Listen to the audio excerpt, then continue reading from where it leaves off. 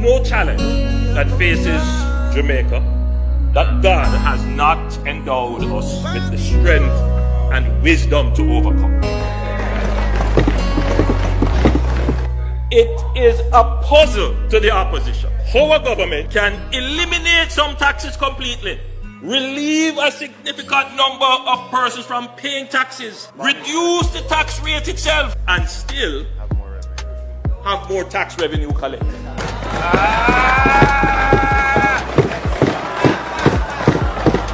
It's a mystery to them, Madam Speaker, a mystery there. Just look at what we have achieved. We have had 10 consecutive quarters of economic growth since the pandemic. Prior to the pandemic, we had 20 consecutive quarters of economic growth. This is the longest unbroken period of economic expansion in the history of Jamaica. More Jamaicans have worked today than any other time since independence. Unemployment is at a record low of 4.2%, and since 2016, 156,000 new jobs have been created. No other government has created that many jobs. Our national debt is the lowest in 30 years. Just over a decade ago, it was the highest level in our history. All three major rating agencies, Standard & Poor's, Moody's, and Fitch, have upgraded their ratings to the highest levels in our history. 2 weeks ago, Fitch stated that robust fiscal management has contributed to a turnaround in creditworthiness following the 2013 distressed debt exchange that Fitch considered a default. Fitch went on to say that this represents the third largest decline in debt burden among all rated sovereigns over this period. Only Ireland and Iceland experienced a larger decline. There is no developing country that has achieved our rate of debt burden reduction over the last decade. Jamaica is viewed as a shining star in this regard. For the last fiscal year, 2022-2023, Jamaica recorded a balance of payments surplus on our current account of US $352.4 million. The last time that Jamaica had a current account surplus was in 1966.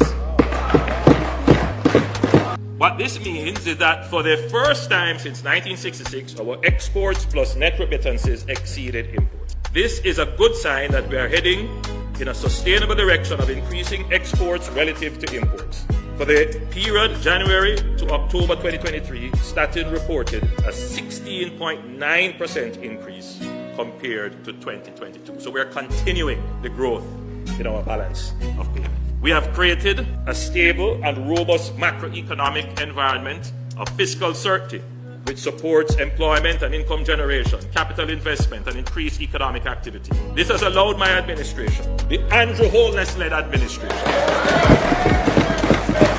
to present 9 consecutive budgets with no net new taxes.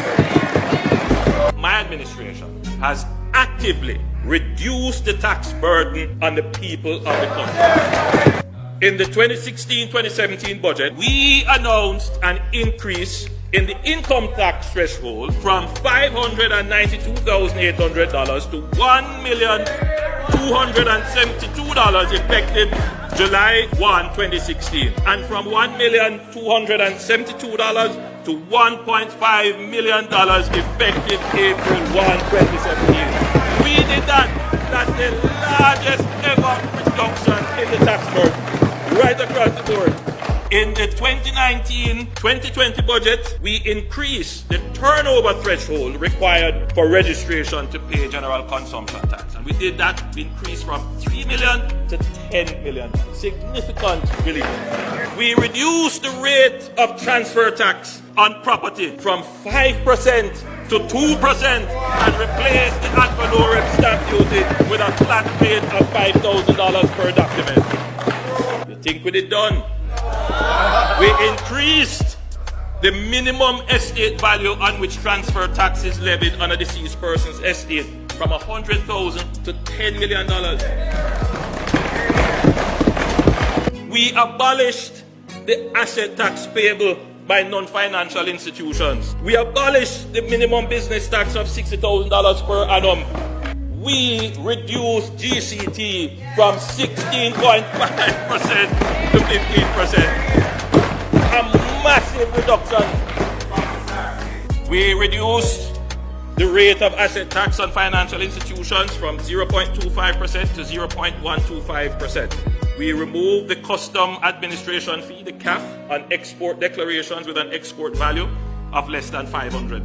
And in this budget, we have again increased the income tax threshold from 1.5 million to 1.7 million and increased the pension relief and aid relief from $80,000 each to $250,000. We also increased the de minimis value of imported goods for custom purposes from US $50 to US $100 and the duty-free allowance for inbound passengers from $500 to $1,000 US.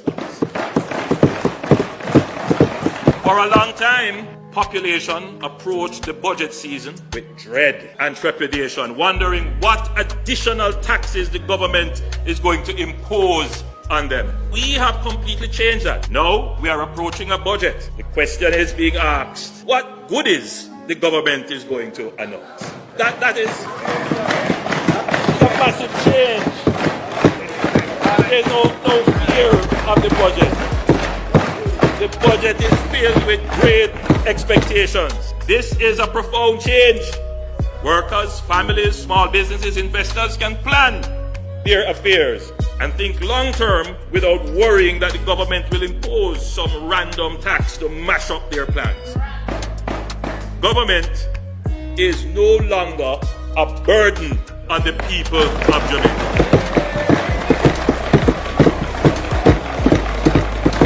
It is a puzzle to the opposition. They don't understand it. They don't understand it. So I understand when they come and say, you know, they've never done it. They have now resorted to spreading an outright lie. That the government has increased taxes in order to explain what they don't understand, or are too ashamed to admit that their government has never been able to do this. We are building a caring economy for all. We are generating the cash to care. We are generating the cash to put people first. Madam Speaker, we put people first.